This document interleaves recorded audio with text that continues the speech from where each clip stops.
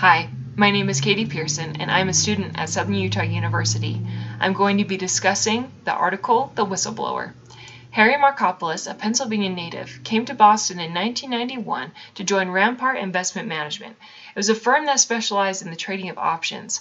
Shortly after Markopoulos started working at the firm, tales of how Bernard Madoff was delivering steady profits to clients regardless of market conditions had become a legend in the investment world. Being the office math whiz, Markopoulos was assigned in 2000 to deconstruct Madoff's strategy to see if he could replicate it. He couldn't.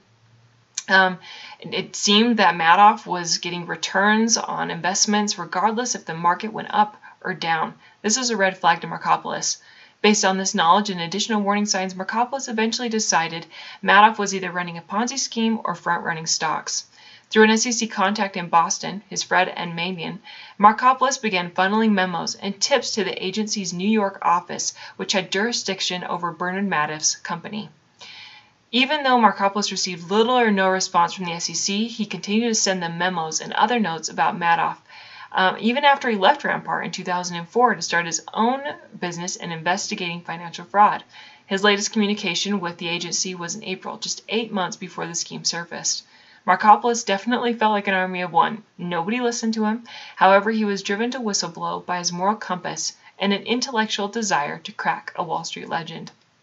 In regards to Markopoulos' situation, we will review the Institute of Management Accountants Statement of Ethical Professional Practice. We're going to call this the IMA Statement. In the IMA Statement, there are a series of guidelines that one should follow when faced with an ethical conflict. First, the ethical issue must be discussed with your immediate supervisor unless it appears that they are involved. Communication of such problems to authorities should only be involved if it appears that there is a violation of law. In this case, I do believe that Markopoulos saw that there was a law violation, so it was appropriate that he took it to the SEC. Second, the individual should clarify relevant ethical issues by initiating a confidential conversation with an IMA ethics counselor or another impartial advisor to obtain a better understanding of possible courses of action. Markopoulos did not meet with an IMA ethics counselor, but he did meet with his friend Ed Manion, who did work with the SEC and seemed to be fairly impartial about the situation. Third, an individual should consult their attorney as to legal obligations and rights concerning the ethical conflict. As far as the article is concerned, it does not appear that Markopoulos followed this step. His main encouragement and confidant was Ed Manion at the SEC. Our concluding thoughts will be regarding Joseph Badaracco's article, We Don't Need Another Hero. In relation to this article, we will explore whether or not Markopoulos was a quiet leader. In Dr. Badaracco's article, he gave 4 rules that quiet leaders follow.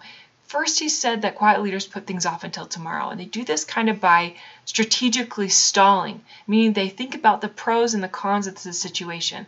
I believe that Markopoulos did kind of strategically stall in a way by sending out memos and not just going straight to the SEC and demanding change or demanding that action be taken. Second, Dr. Badaracco stated that quiet leaders pick their battles wisely.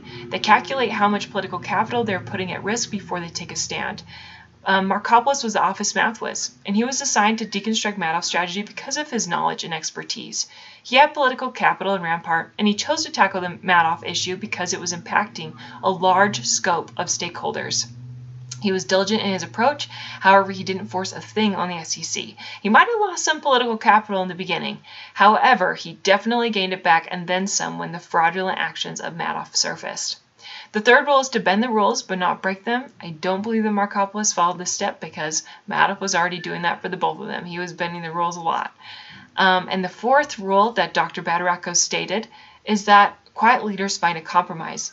Markopoulos could not simply follow his desire to blatantly expose the fraud. However, he could not stand idly by and do nothing. He made a compromise between his desires and values and found a way to satisfy both. Even though Markopoulos' method of exposing fraud took longer, I believe that it preserved his political capital and it successfully outed Madoff's fraudulent dealings. I do believe that Markopoulos was a quiet leader and that his whistleblowing efforts were instrumental in discovering Madoff's fraud.